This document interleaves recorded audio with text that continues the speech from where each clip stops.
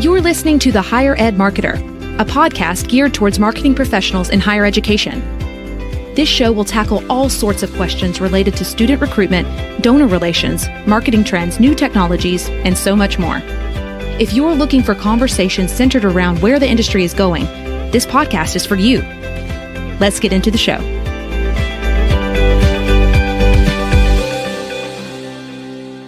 Welcome to the Higher Ed Marketer Podcast. I'm Troy Singer, and with my co-host and G.I. Joe action figure collector, Bart Kaler. Today, Bart and I speak with Bill Stanczykiewicz from the Lilly School of Fundraising about creating an effective case statement for fundraising. Yeah, Troy, it's a really good conversation. Bill is very, very knowledgeable.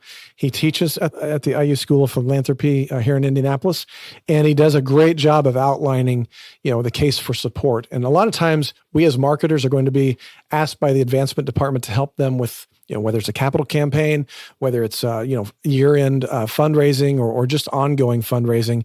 A lot of times we as marketers need to understand what that's all about and then be able to understand how to craft the stories and the marketing around that to make it most effective. And Bill does an excellent job of outlaying that and really helping us to understand that.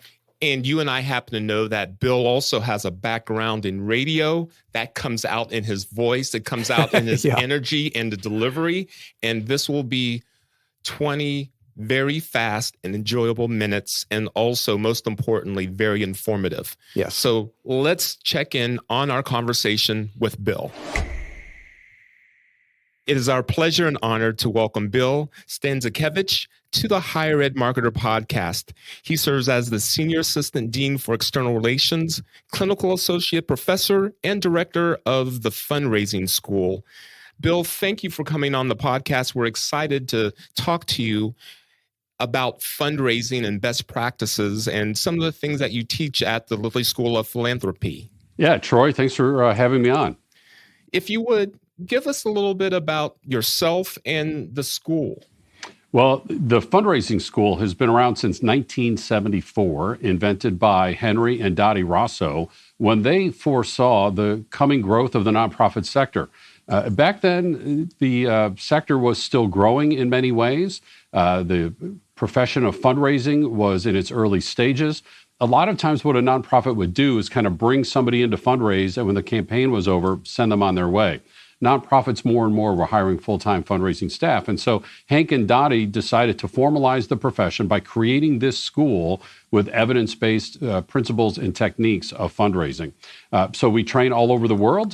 Before the pandemic, about 6,000 people every year. And of course, because of the pandemic, more so now online than in person, although we do have significant in-person offerings. And the Fundraising School is housed within the Indiana University Lilly Family School of Philanthropy, which is the world's only school on philanthropic studies. So think about, there's a school of law, a school of medicine, a school of business. We are the school of philanthropy, different from nonprofit management, as important as nonprofit management is.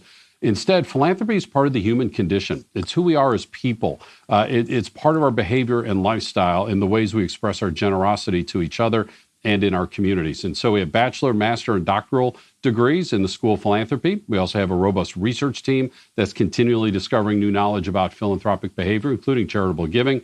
All of that informs the curriculum of the Fundraising School. We don't just have a fundraiser in front of the room saying, here's how I had success, you can too. Our faculty are accomplished fundraisers. This is practitioner focused, but our curriculum, as much as possible, is evidence-based with that research. Thank you. And where do your students typically come from? So primarily in the United States, but we also do teach all over the world, where we cover all 9 subsectors of the philanthropic sector and, all budget sizes. So, the largest universities and hospital systems to the corner neighborhood nonprofit with a budget of less than $100,000. We have different curriculum tailored to each of their respective needs as they come to the Fundraising School to strengthen their fund development skills. Thanks, Bill. I appreciate you kind of explaining a little bit about the School of Philanthropy. I know that when we first had our initial conversation, we kind of talked through some different subjects, and one of the things that you agreed to talk about was kind of the elements of the traditional fundraising case for support, whether that's using in fundraising, whether it's used in capital campaigns. There's an element, kind of a metric to that, I guess, that you teach. That would love to hear a little bit more about that. Well, your higher ed audience will appreciate, the kind of the letter V. In the academy, that's how we work, right? We start with a big concept and then we continue to narrow down to the specifics. So let me take a step back and invite your audience to think about, let's just say painting a room, right? You're going to do your own painting. It's going to be, say, your living room, your dining room, or so forth. Do we just take the can of paint and throw it up against the wall? You could. That's called abstract art. Some people might even pay you millions of dollars for that. But no, actually, we're probably going to be a lot more planned and disciplined and careful about that. So what do we need to do? We need to take the furniture out of the room. We need to make sure the floor is covered. We need to make sure that we're taping off the trim so the trim doesn't get the same color as the wall paint. We're taking off the covers for the light switches and the electrical outlets. We're cleaning the wall. We're maybe filling in some pock marks that might be there and smoothing that out.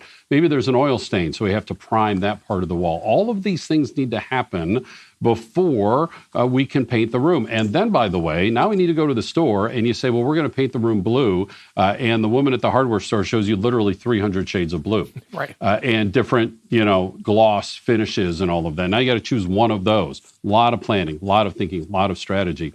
And that's what we want people to think about in terms of fundraising, is that it is the multiple steps of planning that go into this process. I think a lot of people are hesitant to fundraise.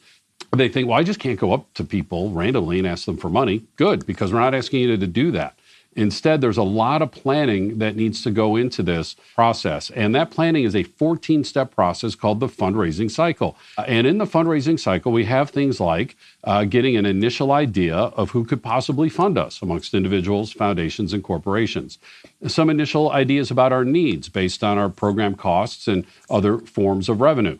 We engage our board with their oversight and their insight into this process.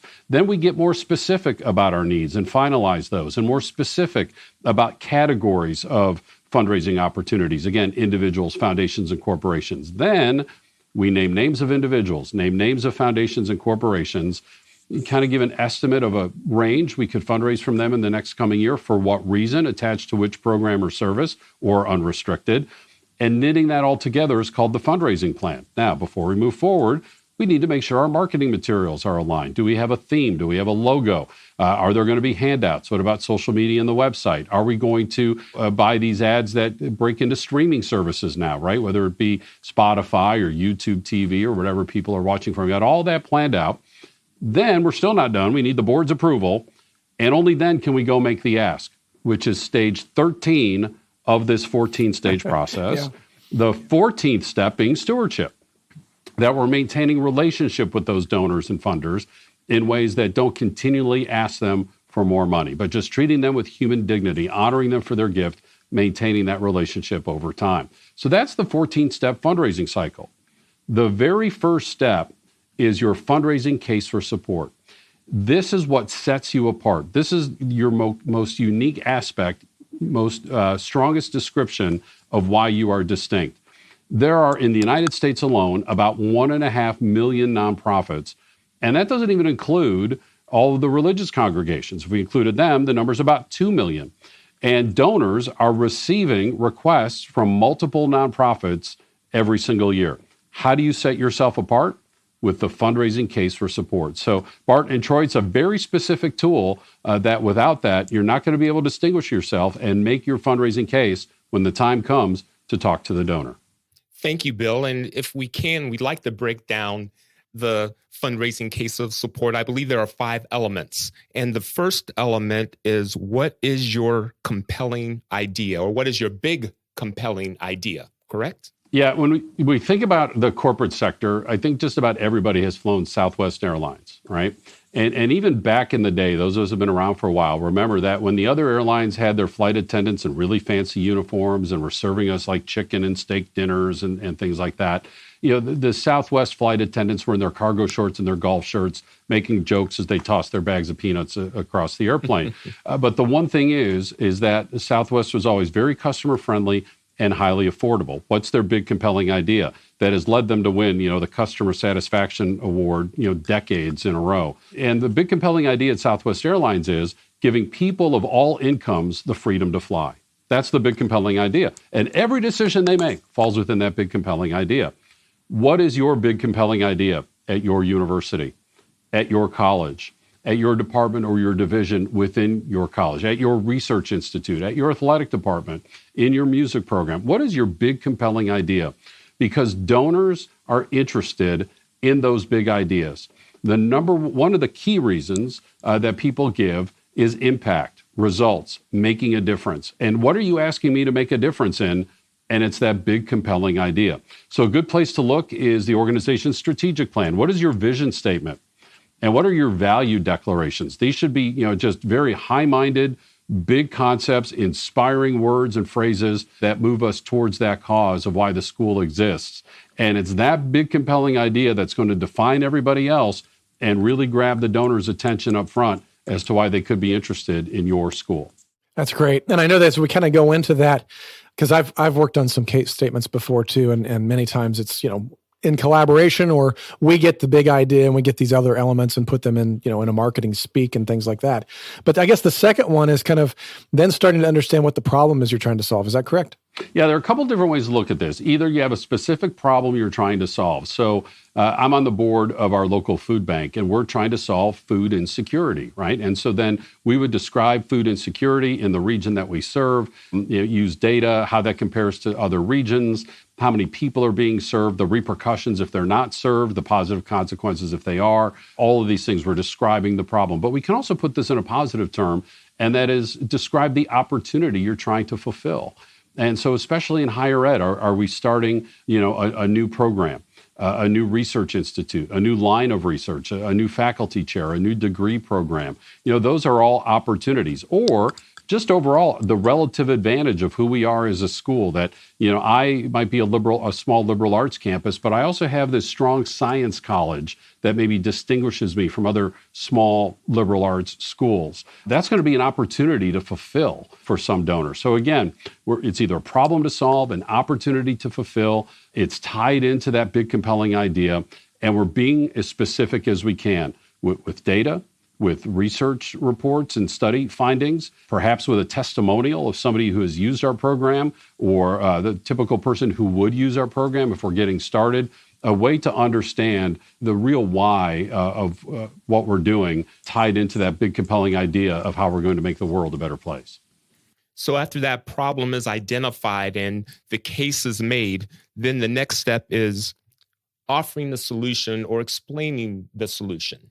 Yeah, and this is probably the easiest step of all, because you're describing your programs and your services, or the programs and services that you're launching. And, this is especially where our board members can come in, because they should be able to describe this in very clear terms without necessarily having to get into the nitty-gritty and the details. And so we can describe our research project, our degree program, the new initiative, the way we're partnering with the community around community development, or with the business sector around economic development. So just describing our programs and our services in great detail so that the donor can see exactly what we're doing to accomplish the why in very specific practical terms. And then I think when I'm looking at the number 4 one, it's kind of like the idea of the outcomes. What are the outcomes going to be? What is the intended results going to be? Is that how it works? And so again, the big compelling idea, especially when we think about major gift fundraising, big donors want big ideas, right? But they want to know that these aren't just flighty ideas, that these are very thoughtful ideas, that these are going to be long-standing, long-term ideas and solutions that are going to have a steadfast contribution to making the world a better place for a long time. And one way we're going to do that is to measure for results.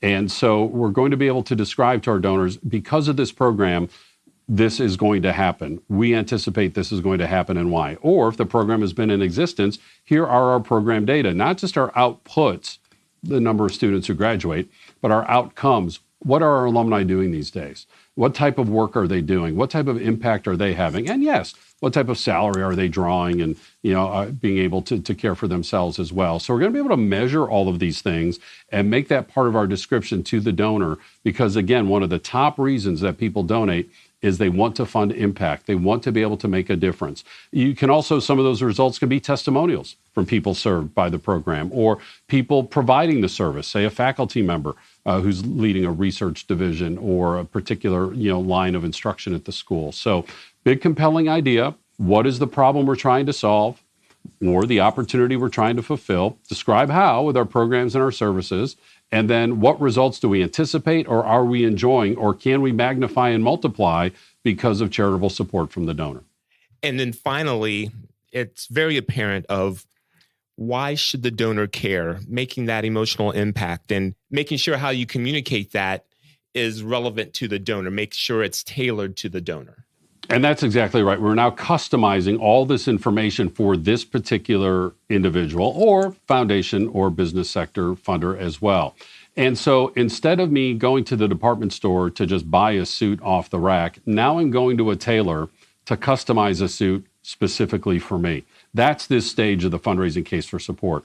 We could have 10 people who support our college, 10 people who support our university, but they could have 10 very different reasons for doing so. Maybe one is an alum. Maybe another one is a parent of a student who graduated. Maybe one is a business leader who relies on the college for the next round of employees. All sorts of different reasons. Religious faith, taxes can figure into this. My reputation, not in an ego way, but in a positive way to say, this is who I want to be known as out in my community. All these myriad of reasons why people donate. And as fundraisers, we're going to know the specific reason or reasons for each of those 10 different donors.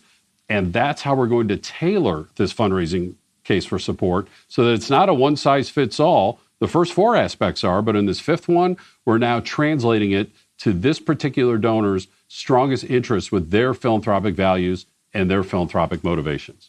I love that. I know a lot of times as marketers, sometimes we can get excited about, taking a lot of this information and putting it into a real nice brochure or a real nice, presentation piece.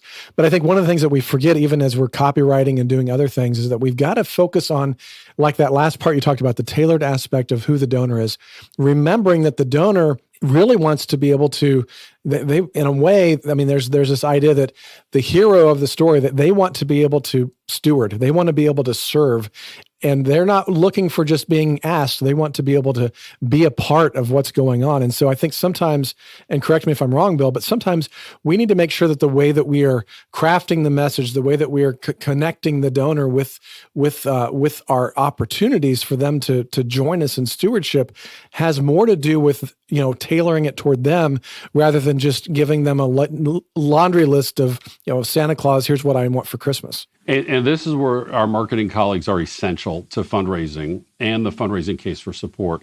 And to amplify a word that you just used there, Bart, and that's story. People might not always remember data. They might not always remember research findings. They might not always remember the details of your program or your service. But more often than not, they will remember a story, or at least the essence of a story. And we can even think about how marketing experts, or even think about our television and movie producers, the typical story arc. Here is our main character, our protagonist. And let's learn about this main character and some things that are true about them. And then we learn about some either challenges that they have in their life or some opportunities that could come across their way. But then there's kind of this fork in the road that those problems aren't going to be solved, or that opportunity isn't going to be fulfilled until this resolution point comes about that does solve that problem or does fulfill that opportunity. And then at the end, that main character, their life is in a good place. If it's a Hallmark movie, it starts to snow, the dog barks, and it's all good. Yeah. So our marketing people can take that fundraising case for support and create that story, create that narrative. Tell us about that typical student. Talk to us about that typical member of the alumni, that typical faculty member who's doing the research, the typical community that benefits from the presence of the college, the typical employment sector that benefits from our students going to intern and co-op and work for them. And talk about that story in that way that then can also be seen, and therefore, donor, you have a role in this story. Right. We have a spot just for you. We did our casting call, and you're in. You can see yourself as part of this story. Because remember, with philanthropy, and especially now with technology, we can sit in our homes and we can make a difference. We can pop open our technology device and we can make a donation or sign a petition or forward something on social media. But our impact expands exponentially when we join with others who care about the things that we care about, the causes that we want to pursue, the way we want to make the world a better place in positive ways. And that's the story that I'm joining. So I would encourage our marketing people, you are essential to fundraising. Help us craft those stories of which the fundraising case for support fits within so the donor can see themselves in that story.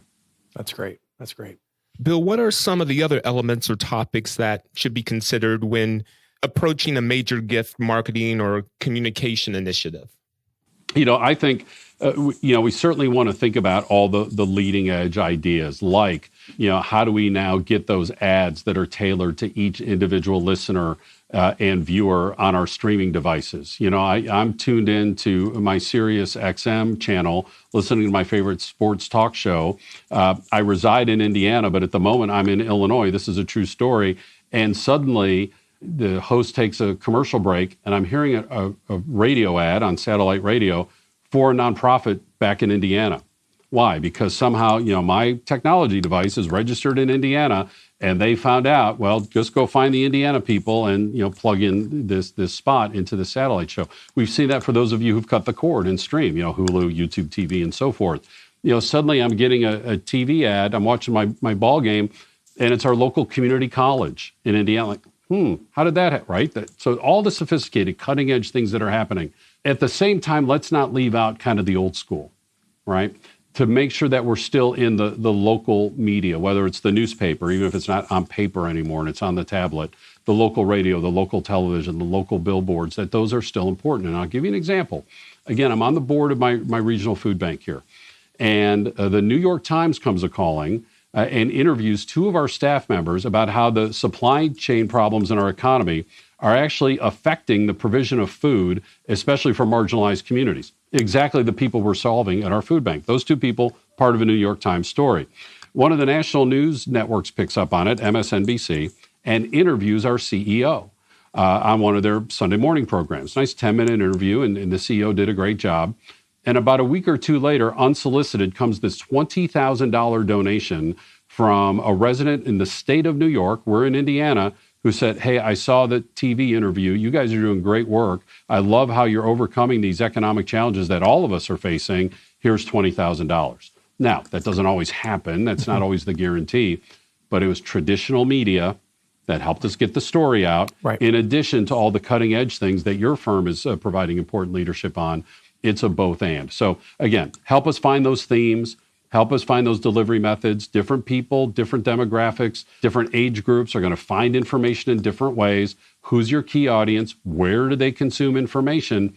And that's where we need to be with information about our nonprofit, not even about making the ask, but just putting the information out there about who we are and what we do. That can get donor attention. One more quick example. The research shows that a key way for nonprofits to fundraise is through their advocacy. When they're out in the public square, when they might have a public event to, hey, let's reduce food insecurity, for example, let's say. Or it might be, raising awareness around an important social justice issue, for an example. Well, what are you doing? You're creating positive exposure for yourself. So when it comes time to make the ask, the donor's like, oh, you guys had that big event, or you did that big social media campaign, or you hosted that a very positive demonstration in our public park, and I'm aware of you. So marketing folks, we need you to help us create that awareness so that then we can come in and ask those donors for financial support. That's great. That's great. And I think that just to kind of, piggyback a little bit on that, because I just want to make sure that everybody understands and heard what you said, Bill. The idea of segmentation is so critical when it comes down to, we talk about that in enrollment sometimes, with Generation Z and talking about millennials and things like that. But I think sometimes we forget, especially when we look at advancement and development work and fundraising work, that it's just as effective there, because we're now talking about boomers. We're talking about, greatest generation, still have a few of those around, but, Xers, we've got to really start crafting not only the messaging for those audiences, but also the delivery channels that they prefer. And Bill, I think you've made some really good points there that, while some of the technology channels might kind of go back and forth a little bit, and you're certainly going to have a boomer and an Xer that might be listening to Sirius satellite radio, like you mentioned, you're also going to have some more of those traditional elements. You're going to have, letters that still work in traditional mailings and things like that. And so we've really got to, as marketers, do our homework to understand who the audience is that we're going to be communicating with. And the fundraising case for support, to go back to our key topic here today, is the baseline and the foundation for all of that. Whether I'm going to try to fundraise on Twitch with a gamer, which is leading edge right now, or if I'm going to try to get on my local television station community affairs program, That fundraising case for support is that same foundation, that same kind of basis of talking points that we're going to use and grow from, regardless of, which demographic and where they consume information.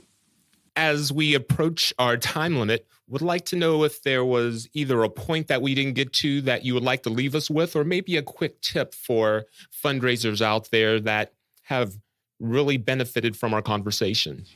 Well, I would just encourage people, obviously we've been through and continue to be in some highly stressful times, whether it is a worldwide health pandemic or what people have talked about that we're in two pandemics, with a wonderful reawareness around social and racial justice and reconciliation issues.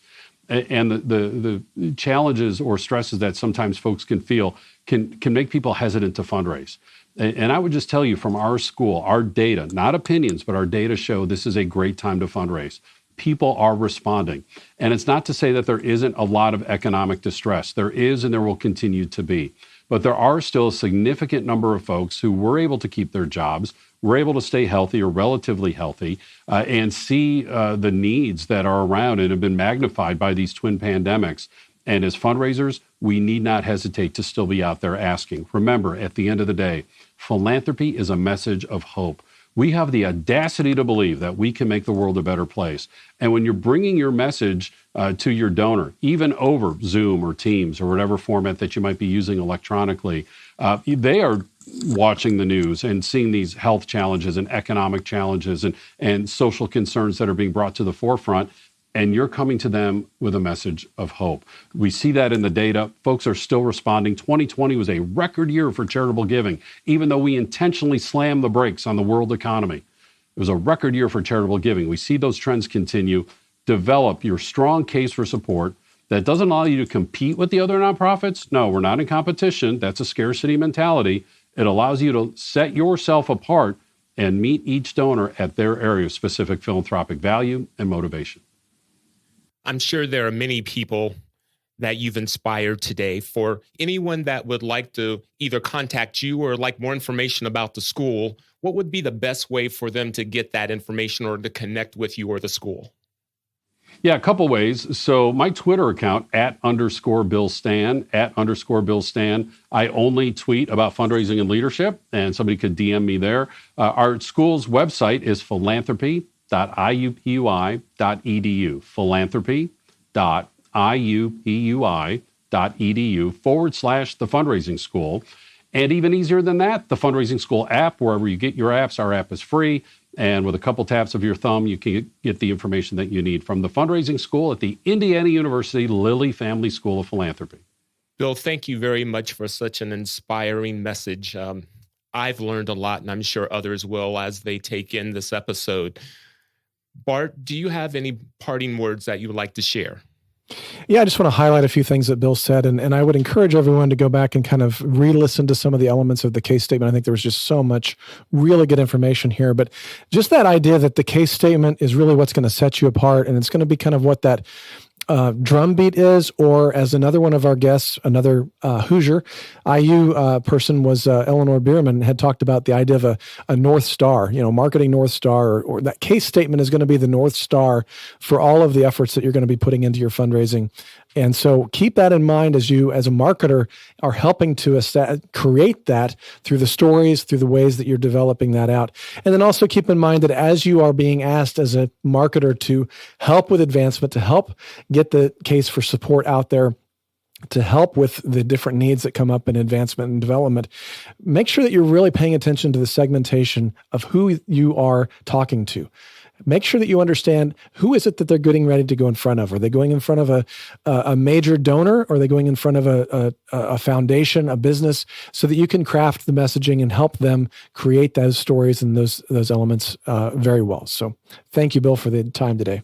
Well, and I look forward to your assessment to see how well I'm doing marketing the Fundraising School and the School of Philanthropy. I hope I did that well today. That sounds great. Yeah, I think you did. Thank you both. The Higher Ed Marketer Podcast is sponsored by Kaler Solutions, an education, marketing, and branding agency, and by Think Patented, a marketing execution company specializing in print, digital engagement, and direct mail. On behalf of my co-host Bart Kaler, I'm Troy Singer. Thank you so much for joining us.